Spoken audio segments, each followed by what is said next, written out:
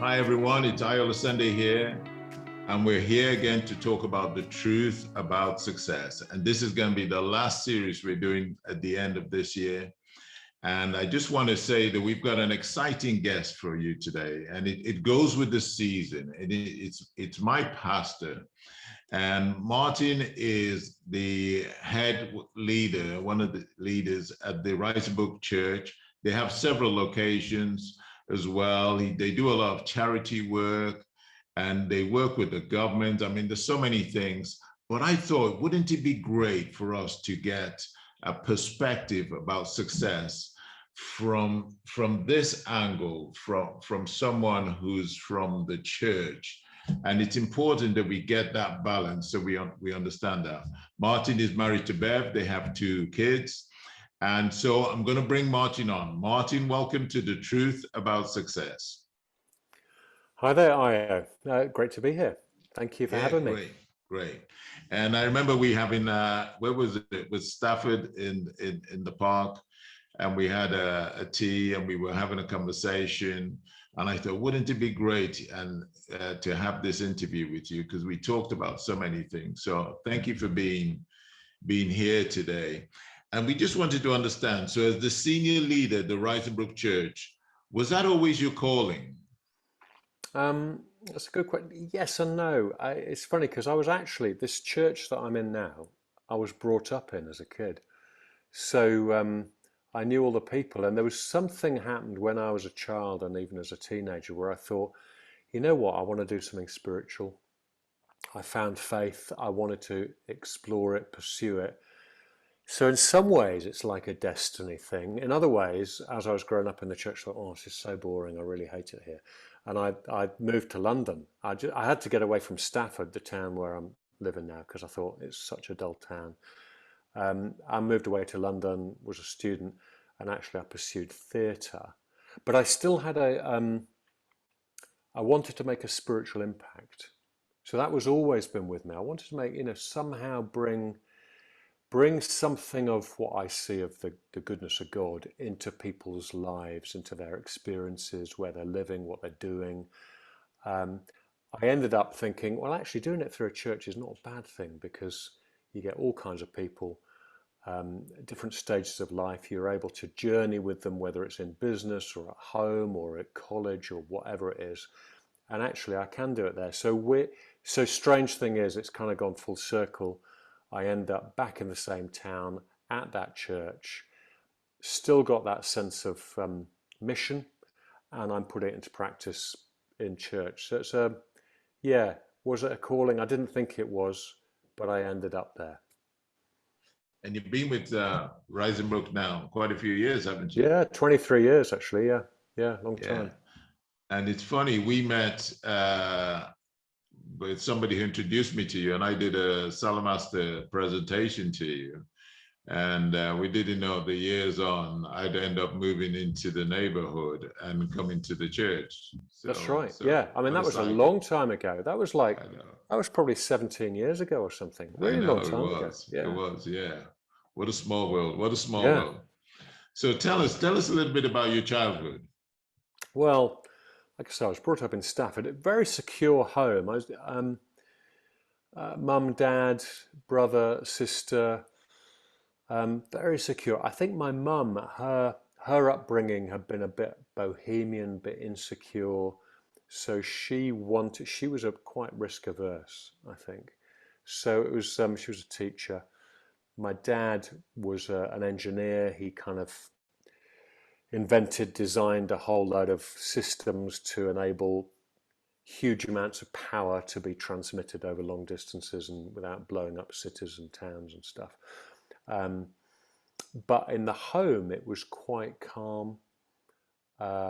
Probably not enough risk for me. We never went scuba diving as a family or skiing or anything like that. It was all, I think that was probably because my mum wanted to keep things, relatively quiet. So I ended up thinking, I need to break out of here. I love my family, but that was why I said I went to London, and I got involved in theatre. So, yeah, for me, childhood, I enjoyed it actually. And it's a very beautiful place that I live.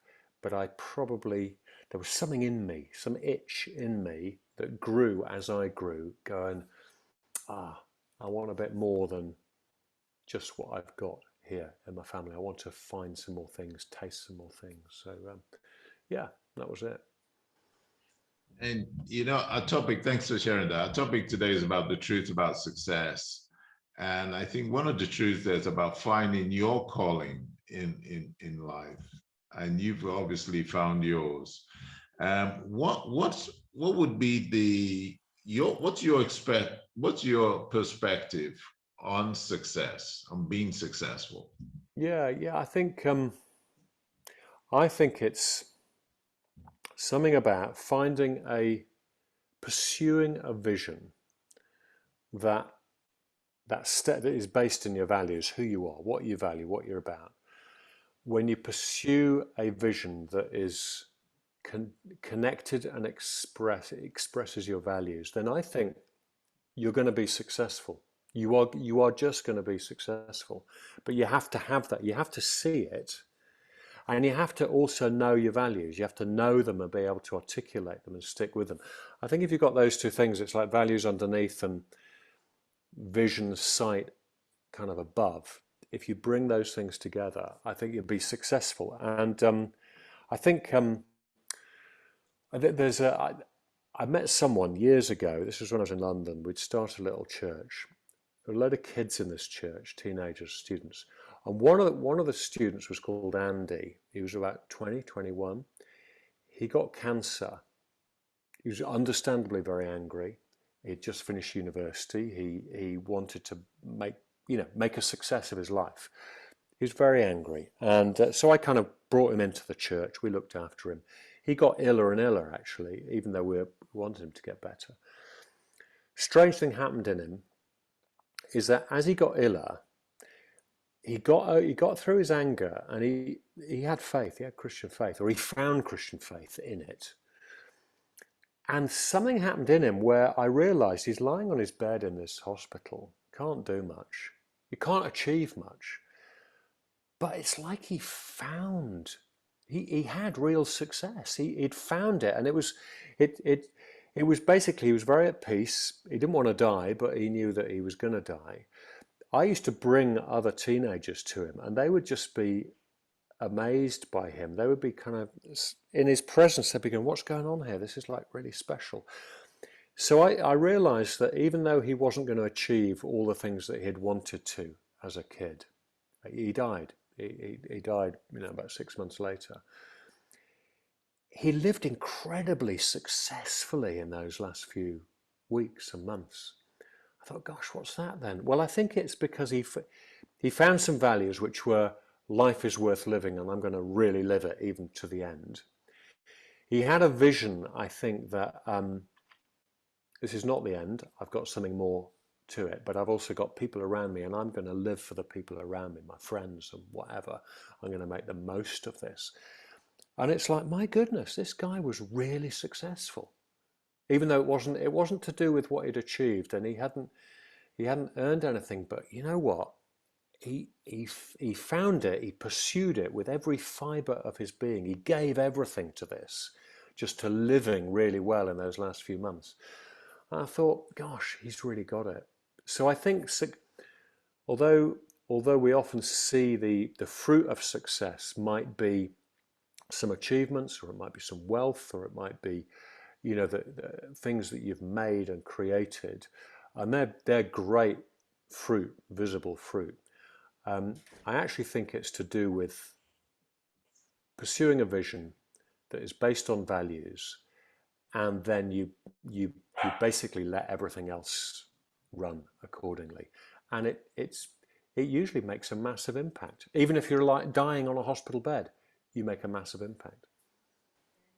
Wow, that is so, so special. And I love your definition of pursuing a vision that expresses your values. That's what success is about. Because one of the reasons I wanted to have this conversation with you is so much success is attributed to material things and the big house and the cars and all that. And people don't see the other side of success, which I see in so many areas. And we were talking about, because that's an example of success. You were just explaining, and you could be successful in so many ways, isn't it, Martin? Outside of those material things. That's right. There's other successes. Relational success really is we all we all really want to have relational success, don't we? Whether it's with a partner or with a child or with a parent or a friend, you just I think the way to relational success is not that different from the way to wealth creation. It's actually you're going, okay, how do I invest myself with integrity in such a way that I'm available, my heart is open, I'm being true to what I believe, I'm connecting with the beliefs or the values of someone else. And that might be your donor base, that might be your clients, it might be boyfriend, it might be your father. You connect, and success relationally is just extraordinary, isn't it? When you have a great conversation with a friend and you come away from it, you go, that was a lovely evening, really enjoyed that. It's like, your soul gets filled, doesn't it? Like your soul gets filled when at work and you make the deal, or you've been working on a project and it finally comes off and you go, oh, what is this feeling I've got deep inside? I think you can get that through making a nice meal, having a great conversation, making love to your partner, at work, in the garden. There's all kinds of ways, and it's all pretty. I think the root of it is all pretty similar, actually.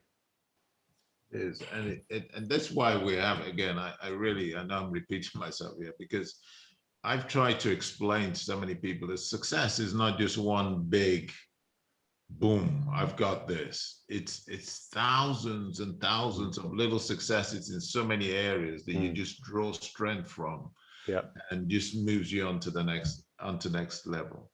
So the question, as we look at, I'm a Christian, and I know I love Christians, and they have this conflict between being successful and wealthy and their religion. What advice would you give them in terms of? Yeah, no, that's really, it's a really good point, actually. I think there doesn't have to, there are some conflict points. I don't think there has to be. I'd say my understanding of who God is that He made everything. He made everything, and He made us so that we could enjoy everything. So therefore, there isn't a conflict between faith, spirituality, and what I do, my work. There isn't a conflict between faith, spirituality, and the money that I earn, or what I spend it on, or how I use my time. Actually, I would say that there is a sort of fitting together of spiritual, physical, psychological, mental. And Jesus talked about, the phrase Jesus used when He was talking, He talked about the kingdom of God. And that's like where God is ruling, His rule is around. And God's rule, you read about in the Bible, is about justice, it's about kindness, it's about creativity, it's about cultivating people, and it's about cultivating the earth, it's about working with your hands, it's about organizing, it's about cataloging. It's all the stuff actually that humans love doing. The kingdom of heaven is how to do that, where the end result is shalom, which is a Hebrew word. It's a lovely word actually, and it means health, it means wholeness, it means prosperity, it means healing. It's kind of all the stuff actually that we work for, interestingly, and that is the kingdom of heaven. So if you've got a Jesus view, I reckon you can have a view where you bring in your work, you bring in your wealth, you bring in your relationships, and there is a kind of integrity to it all. Now, I know that if you end up just putting one thing, if you only pursue one of these things, it kind of can distort it, and you could end up being very, very rich but very unhappy, or you could end up being very hardworking and like, oh, where's the achievement? I've worked all this life, all my life for this, and I've got nothing for it. Or you could end up giving to people and sensitive to people and at their beck and call, and you don't actually feel loved. So you probably have to kind of, I'd say, a healthy spirituality is going, right, all this has been given to me. God has given me all this stuff. He wants me to enjoy all this stuff on the earth, mental, physical, emotional. Actually, if I can just find the sweet spot where I know who I am, I'm humble, I'm thankful, I've got an eye on God, and I'm wanting to honor Him, I'm wanting to act justly, with kindness, with truth, then actually I think the kingdom of heaven is about living well on the earth and finding shalom. And therefore, we should be able to bring all these things together. I love the way you explained that, and you expressed it, because it is really, and I think you narrowed it down to being humble. I think it allows you to be humble, and the way you approach life. If you wake up every morning humble, you're going to make a difference. Yeah, yeah. If you wake up big-headed and cocky and all that stuff, then it could be a good day, it could be a bad day. Yeah, yeah. I think you're right. I think you're absolutely right. If you wake up and you just decide, today I'm going to be humble, I reckon you will be successful. You will inevitably be successful, because you're going to come in, you're going to go, right, how can I serve? What can I do to improve something, somewhere? Well, you're going to do it because your heart is in absolutely the right place. You're going to see it. And then because you want to do that, you're going to make it happen. It's a great phrase when you said just waking up. If you wake up in the morning and you decide to be humble, I think that's just a brilliant, brilliant key to this. You will inevitably find some success, even in the first hour of the day, actually. The first hour, you'll find it. And then Io, what success does for you, what it does for your psyche. It's like an adrenaline shot, isn't it? When there's a kind of success that is blossoming in you. And let's say you've just been successful because of a phone call you made, or a text you made, or some response you gave. It's like, right, now I can face the day. That was a good start to the day. There's some challenges coming my way. I'm a bit unsure about that, but you know what? I've just had the right attitude in that first 60 minutes, so I can go into that challenge feeling, with my head held high, feeling a bit more confident. Yeah. And one of my philosophies in life is about evolving to be the best you can be. And we're all born successful, but you've got a responsibility to realize your own success, your own passions, your own beliefs. How would you comment to that? Yeah, I think it's about knowing yourself. I think when we get into the trap of comparing, we might go, I'm not successful because I'm not like that person. Well, actually, you're not like that person. You'll never be like. You'll never, it's like an apple tree being miserable. They're not an orange tree.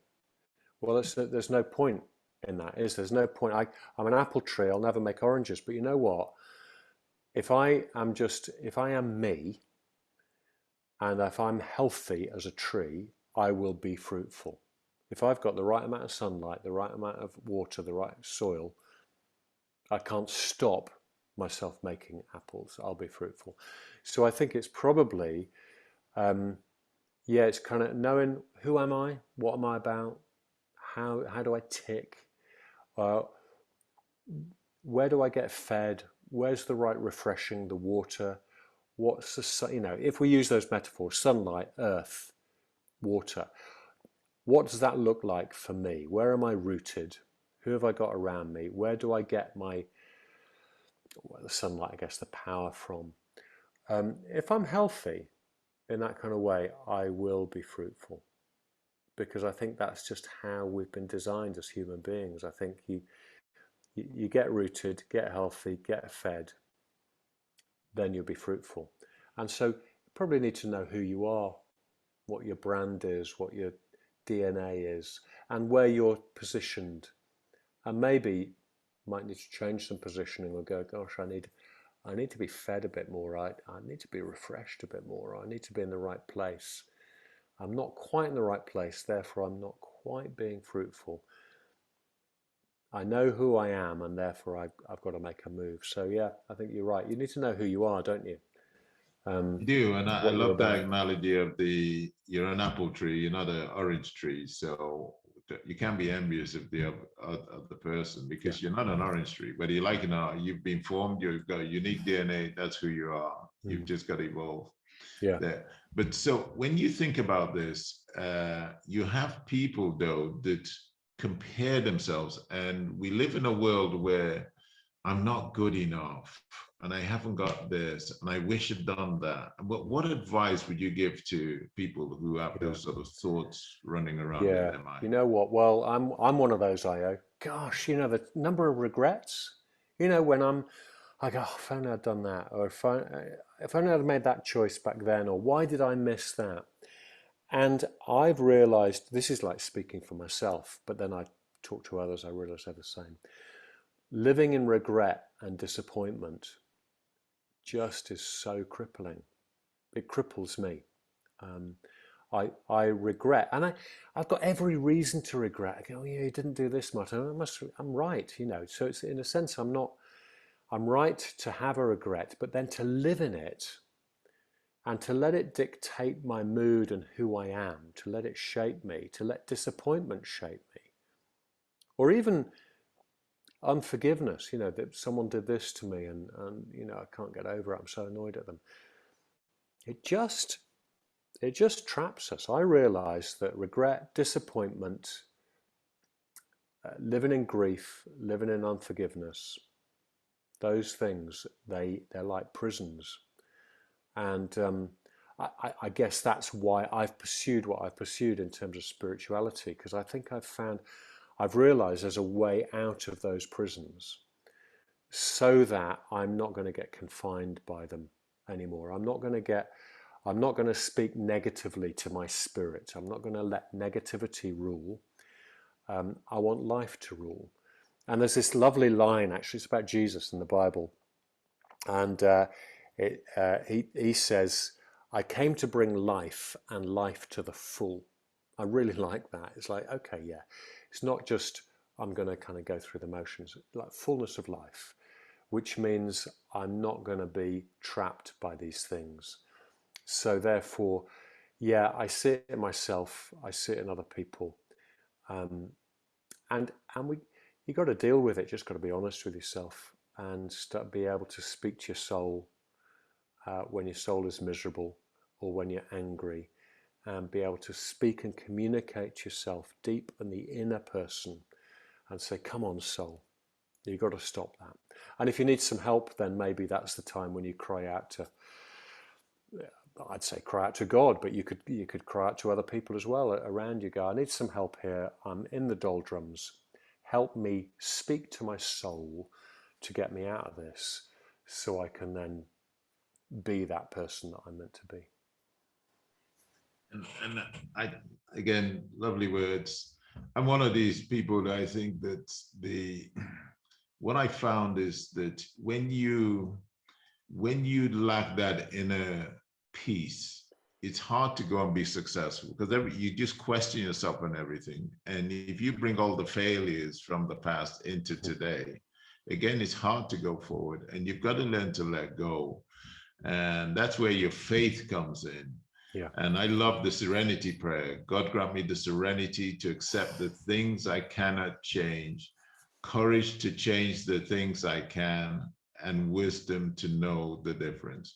I have that as a little card I make. I give it Right. out. I have it everywhere. And I just Yeah. remind myself, because if you've made a mistake, you can't change it.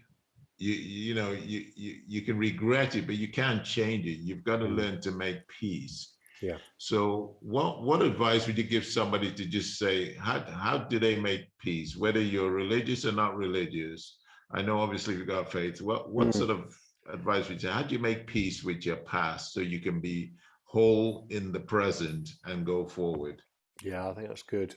It's good stuff. And that prayer is just, I think things like getting some words, like the prayer that you just quoted, finding some words that you go, yeah, you know what, I can, those words really express something in me, and then speaking them out. There's something very powerful about articulating.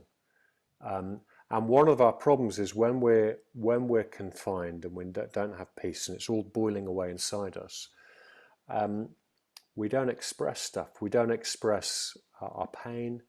We don't express our sorrow. And I'd say to find peace, you just have to go. You just have to acknowledge it. It's like saying, you know what, I'm really angry with myself, or I'm regretting stuff, or I'm really trapped. You have to say it. You have to admit it. You confess it. You just bring it out into the open because it sits there in the darkness and you don't really say much about it, but it just sits there. Best thing to do is just to bring it in the light and go, you know what? I am really bitter, or I am really frustrated with myself, or I don't like myself. You say it, and then you can do something about it because you've just shone a light on it. You've just actually identified an issue that you, perhaps it's shame that means we don't like to say these things. Anyway, you bring it into the light, however shameful it feels, and you go, this is where I've been. This is what I've been like. I wish I'd done things differently. Once it's in the light, you can deal with it. When it's in the dark, it's got a power over you. When it's in the light, you can see it for what it is. Quite often, you can go, you know what, it's not that bad. I just said it. I've just said my fear. Ah, it's not as bad as I thought it was, actually. It no longer has that hold on me. And so I would say, whether you're religious or not, shine a light on stuff. Don't keep it in the dark. Don't let shame cover you over. Bring it out into the light, articulate it, speak it out, preferably to someone even. If you're religious, speak it out to God. If you're not, speak it out to yourself or to a friend. Say it, and then it's out in the open. The shame's gone, bang, you can then deal with it. Because generally, we can then deal with anything. It's like, okay, I did that, I messed up. But you know what? I've said it now.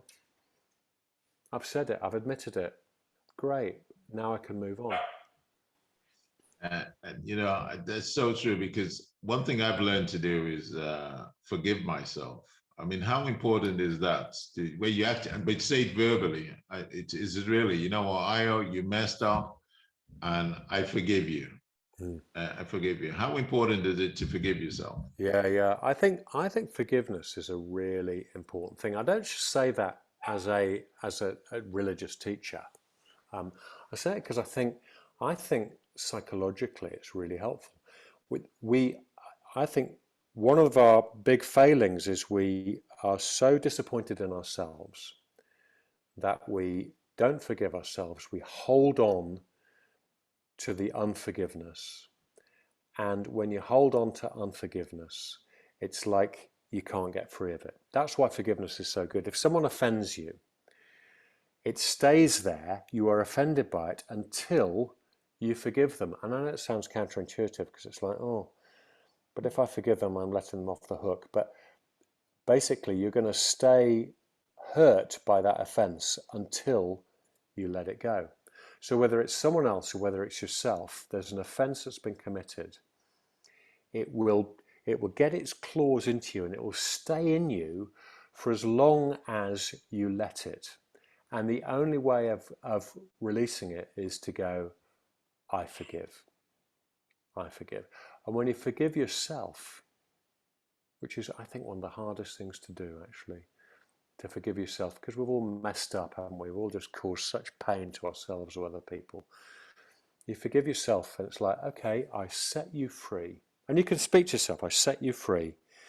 I'm no longer going to hold that against myself. Then you can walk in freedom. I think, yeah, it's incredibly powerful, but many of us have regrets that really weigh us down. Then you said earlier, you can't then go ahead and do the new thing because you're held down by this regret. You can't do the thing that you want to do that will actually bring you a lot of joy and satisfaction. You can't do it because you're held back in the past. Well, that's just, what a shame. What a shame to do that. So, yeah, I think forgiving yourself, forgiving others, keys to being free to then pursue the dream that you've got in your heart. And that again to me is another key to success, is learning how to forgive yourself, but learning how to forgive other people. Because you're so right. If you're just holding on to that bitterness, it's eating away at you and it's stopping you from fulfilling your best. And forgiving that person is actually freeing you. Yeah. It doesn't change them, but it helps you more than it I know, helps isn't that them. weird? Because I think we think that forgiveness is about helping the other person, but Yeah. it's not. It's actually about freeing you. Yeah. Me forgiving you, I wouldn't change you at all. It wouldn't. I mean, it might do, but if it would really change me. And I think we forget that. We think, oh, it's just too humiliating to forgive someone. Well, actually, they've got power over you until you forgive them. That offence will stick in you until you finally forgive them. When you forgive them, the offence no longer sticks. They've no longer got any power over you at all. You are free. And it's up to them to do whatever they want with the forgiveness. And this is the key to that I learned, Martin, is you don't have to forgive them to their face. You just forgive them in your own presence. You don't have to tell them you forgive them. No. In fact, sometimes they don't even know they've offended you. No, that's You've right. just taken something personally. You just have to make peace with yourself and say, you know what, I forgive you, Martin. And I don't have to tell you face to face, do I? I just need to do it in my own medium, in my own spirit. Yeah. You're absolutely right. Absolutely right. Yeah.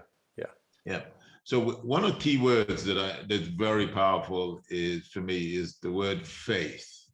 Your faith, I mean, that to me is everything. Yeah. That once you have faith, it's like it's going to happen. There's no ifs, buts in between. How would you define that word? Yeah. There's again, it's a line in the Bible. It's a really good one, actually. It says, "Faith is the substance of things hoped for, the evidence of things unseen."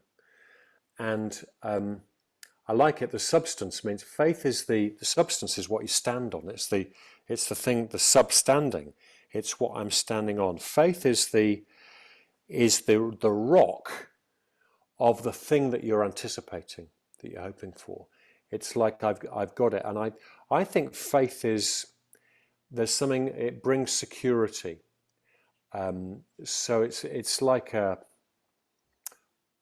trapeze artist. If you're a trapeze artist and there's another one and you're going to swing towards them, the faith is the substance of it's the rock that you're standing on, which is, in this case, there's someone there who you utterly believe is going to catch you. And the hope you've got is you're going to make this leap and you're going to get caught. It's the absolute belief, the conviction deep down that what you're hoping for is there, and it is going to happen. And I think then it goes on to say the evidence, the conviction, the evidence of what's not seen. It's like, how can you have evidence of what's not seen? Because evidence is seen. It's like the little bit of, you've got this little glimpse of something that you're believing for in the future. You've got a glimpse of an idea. You think, if I do this, I think that could happen. It's tiny. It might be tiny, but it's the tiny glimpse, and it's the massive strength of, I'm really believing this, of stuff that I've not yet seen it. I'm hoping for it. You bring that together, a kind of rock-like nature in your heart with this imaginative glimpse. Those two things together, I think, are faith. You need them both. You need to have a bit of imagination, glimpse of the future. You need to have something rock-like underneath, and then you launch out. And like I say, with the trapeze artist, you see them kind of leaping from one to the other, and they're caught. You have to leave one shore to gain the other. And you all have known this. I'm sure, Aya, you all have had glimpses of vision. You think, I've glimpsed it. I can't even articulate it, but I know it's there. And it's like magic, and it just propels you forward. But also you've got in your gut, not just a kind of ethereal glimpse, you've got like a gut-like feeling of, you know what, I can do this. This can be done. And I think you need to have both those things, imagination and conviction together. And that's how I would interpret that verse in the Bible of deep conviction and this magical imagination. Yeah. And it's, and for me, I mean, one of the things I say to people, especially speaking to a Christian, I say that passage where we said we're made in his image. And in my, if we're made in, God doesn't make failures. It just, you're made in his image. You just have to have that faith and that belief in yourself that whatever you do, so long as you do it with the right passion and you do the right ethics, it's going to work out for you. It's going to work out for you. Yeah, and if he made us in his image, he knows us. And I would say again, deep down for me, the deep down thing for me is God loves me. God loves every person. That's the deep down thing. He will catch me. He is there for me. He is with me. He wants the best for me. He's cheering me on. That for me is my faith in God. I think he really loves me, and he's really committed to me, and he knows me, and yeah, he's created me. And I think that what he wants for every human being is he wants to breathe life into our spirits. He wants us to be alive. He wants us to be spiritually alive and have his spirit in us. So therefore, that means that any human being, if they're, again, I'd say if they trust, if they've got faith in God, even like my friend Andy that I talked about right earlier, he's got faith in God, which means that he can even face death and he's going to be okay. Wow, well, there's nothing worse than death, is there? I mean, that's like the worst thing. So anything less than that is, we're going to be okay. That's like starting a new thing, a new project, launching a business, asking someone out, asking someone to marry you, all those kind of risky things. Wow, well, if God's with me, what have I got to lose? I'll do it. I'll try it. So just being a little bit controversial here, what would you say to, obviously, those who are believing God, to those who don't believe in God for whatever reason? And what would you say to them? Yeah, I'd say, and that's, I'd say that whether or not you believe in God, I think that God loves you. And it's not dependent on you, but you don't have to be religious. You don't have to tick all the boxes. It's not like you jump through a load of hoops and then God will do this for you. That's like a sort of karma thing. I'm not convinced by that. I'm convinced more by the love of God. And I would say to those who are not religious watching this, I don't want to force anyone to become religious, but I do think that God loves you. God's there for you and he's full of grace. He's full of grace, and therefore, and he makes us in his image. So, live your life, and like you said, Aya, live your best life. Express yourself. Get the joy of expression, the joy of attempting new things. Be creative. Dare. And all those things, I think, are how God's made us. And there's one ancient church father back in, 1500 years ago, whatever, more than that, said his name was Irenaeus, and he said, the glory of God is a human being fully alive. And a human being fully alive is a successful human being. And what this church father was saying is basically that point. That's kind of like, well, That's the glory of God. So I would encourage you, whoever you are, religious or not, be fully alive. Fully alive. So with that saying, what tips would you give quickly to someone starting out in life, in business, to just about to get out there and embrace themselves? What tips would you give them? Yeah. Wow. I think Just one what or we two said tips. earlier, we said humility. I'd say go with humility, because if you're humble, you will succeed. I think so. So and what you said, I get up in the morning and be humble. So that would be one of my tips. Another one would be um, take, I guess it's that imagination. Take some imaginative leaps. So I've got a friend. He's a business consultant, and he advises big corporations and this sort of thing around the world globally. He's got a phrase. He calls it game two. Game one is just doing everything according to the current rules. Game two is you chuck out the rules and go, what if there's no rules? What if I could imagine something that's impossible or unimaginable? What about that? And I know it doesn't make sense to imagine something unimaginable, but I think I'd say, if you're just starting out, be humble and be imaginative. So if something you think, oh, it can't be done, stop there and go, okay, so it can't be done. So how could I do this thing that can't be done? That's imagination. How can I do the thing that can't be done? So it's like thinking differently, having a different perspective. And if you're humble, like a child is humble, inevitably, they're just intrinsically, they've got nothing to offer, have they? They are the most imaginative. They're the ones that come up with the stuff. So maybe, summing it all up, be childlike, be humble and imaginative, and see where that takes you. Right, thanks. Now, one of the things you say about you is that you're passionate about bringing transformation to people, about expressing the beauty in culture. What do you mean? What do you mean by that? Just if you don't mind Yeah, elaborating a I little bit. like I like to see where we've talked about it earlier, where you're broken, where there's things that have gone wrong, and those are holding you back. I love to see human beings freed from some of those shackles, whether it's to do with stuff on the inside of us or even circumstantial things.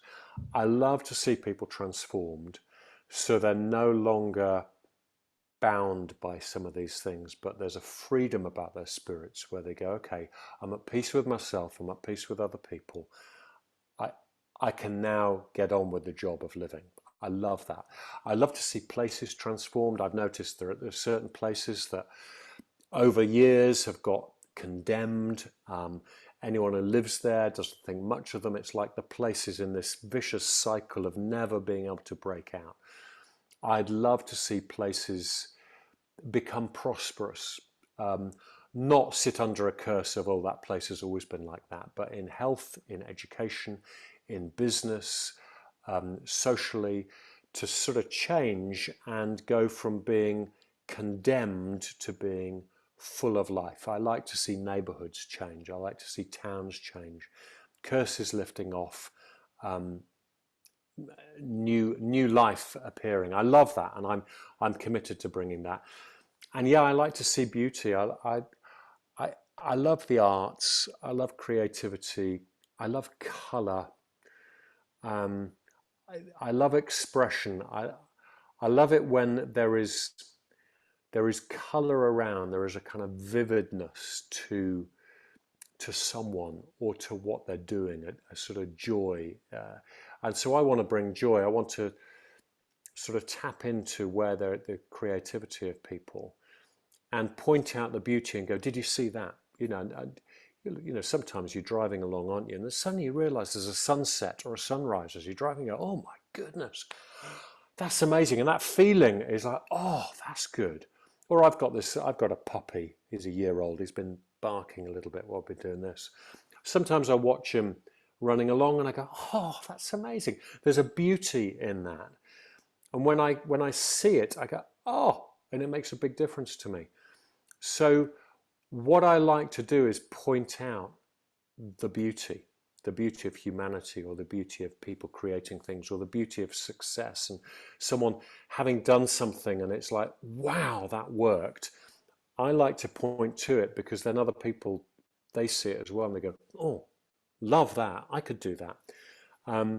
So I think that's probably a bit of my mission, actually, is to identify where the good stuff is, point it out, and let other people see it as well, because usually that then leads to inspiration, and then others going on and doing similar things, or being inspired in new ways. Thank you for sharing that, and I feel that's one of my legacies, one of my passion is to help people just unleash the power they have within themselves and just help them through that. And there's no better feeling than when you see somebody have a breakthrough and come through. I just think that's just, wow. Yeah. It's another aha moment. So we've talked about quite a few things. I'm coming near to the end. And what tips would you give to someone about how they balance their faith, their work, their family? Because that's kind of a balance thing, actually. Yeah, it is, isn't it? It's I'd say what faith does, it gives you guidelines. You can get guidelines from anywhere, but having sort of some kind of guidelines in your life is really helpful, because then you can get the balance, or you can work out, you can negotiate your inner life, your family life, your work life, if you've got some guidelines. I think it's therefore really good, say, to communicate just in family, to say, what kind of family do we want to be? What do we like doing? Where do we want to put our energy? What's important to us? Once you've agreed that, you can go, okay, now in the context of that, therefore, this is what my work life is going to look like. This is what it's going to demand of me. This is what I'll bring back into family. Is that okay, everyone? You sort of negotiate. We've got some guidelines. This is what we love doing. This is what we like to give our time to. This is how we want to spend our money. Then what you do is you fit in your work into the agreed guidelines. I think you can do it with your personal life as well. This is my belief. This is what I want to do. This is how I want to live my life. This is the kind of person I want to be. Set up the tram lines, the guidelines, and then do your work accordingly. Fit in your work and your relationships accordingly. Same with work. What do I want to do? What am I about? How do I want to earn? What do I really enjoy doing? Articulate it. Get the rails, get the guides, and then within the guides, do whatever you want. Actually do whatever you want. There's no other rules, but we've got some guides, we've got some parameters. This is good, this is good. Anything within that, we'll try it. And if it works, it works. If it fails, it fails. Doesn't really matter, because I'm working within my guidelines. So I'd say just decide what's important. Decide what's important to you. And then set that up, and then play. Great. So, quick question. Is ambition good or bad? I think ambition is really helpful. It's good. Good. Yeah, really Okay. helpful. It gives you a drive. It gets you somewhere. You've got to have ambition. You know what's bad? Apathy and laziness are bad, because no one wins. No one wins out of that. Ambition obviously can take you in the wrong direction, but man, you need ambition for anything, just to get out of bed. Yeah, that's true. Just to get out of bed, you do. Yeah, I've had some days where it's been an ambition to get out. Okay. So, what one or two tips for success? What would you say? Tip for success is know yourself, know what you're about, give your time to it, and thoroughly enjoy what you're doing while you're doing it. If you stop enjoying it, start asking some questions. Okay, and with the season, it's Christmas is coming, and the new year, what message would you like to give? Make the most of the break. If you've got a break over Christmas, really enjoy it. Kick back, relax, enjoy what you're doing. And I think then the other thing was the Christmas story is about revelation and inspiration. It's about God coming to earth, God coming in Jesus. So go with, I don't know, find some revelation. Open your eyes to something. Find some inspiration this Christmas. Go with the original Christmas story, and see how you might also get your eyes open to something glorious and good that is good for you and good for other people. Find some inspiration and then let it carry you somewhere this Christmas. And don't get carried away with buying Christmas presents and going into debt. No. Just so you can have, because that's not what Christmas was all about. I mean, we've gone so far away from the mark, haven't we? Yeah, we have. I think it's just, no, it's about this. Let's get the joy back into Christmas, which is often it's with people. If you've got any friends, connect with friends, because that is actually a joy giver. Yeah, great. So Martin, as we close out, it's been fantastic getting the insight from your perspective. This has been amazing. I've learned a lot myself, so much today. Any last messages you'd like to send to our audience? No, I just like you've got these two words, truth and success. And just to say, if we're pursuing success, have that word truth, provoking, niggling, guiding you all the way. Because another little phrase, bit of poetry from the Bible, is you'll know the truth and the truth will set you free. And so just let truth guide you into success and into freedom. It's a fantastic, just behind you, IO, seeing those words, really, really helpful kind of branding into my imagination right now. There you go. So say that again. If you know the truth will if you know the truth will set you free. Will set you free. Absolutely fantastic. And that's what we're aiming to do here, is to set people free, to get them away from all those beliefs that I've got to be this, I got to be that, I got to be like this person. And success is your definition of what it is. You could be successful right now where you are. You don't have to have a big house or a big car to be successful. You need to be successful on the inside out. I think that to me is the most important. Martin, thank you for being on the call. We really appreciate it. Look forward to seeing you sometime. I'm planning to be in the UK for Christmas, so I shall definitely pop in and see you. Great, that'd be good. Yeah, I'll see you then. Thank you for having me, Aya. Yeah, thank you. So everyone, you've heard the truth about success from Martin Young there, different perspectives, some fantastic nuggets. You know, these are messages you don't listen to once. I think you need to go back and revisit them, because there was so many nuggets in there. Our goal here, the truth about success, is to inspire you to take action, to believe in yourself, to understand nobody is better than you. You're as good as anybody. You might have some people ahead of you in a direction, but they're not better than you. And with that said, there's a goal setting video I sent out with 10 steps. This is the time for you to step back, relax, and reflect and set your goals for the next 1, 5, 10 years or more. Because when you become successful, you don't just become successful.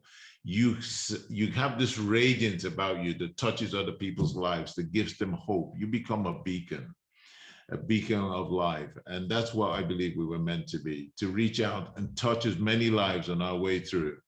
So thank you for being on the call. We appreciate you. Have a great Christmas. Have a great New Year. We look forward to seeing you in 2022 and taking this to the next level. Again, thank you. And remember, the truth will set you free.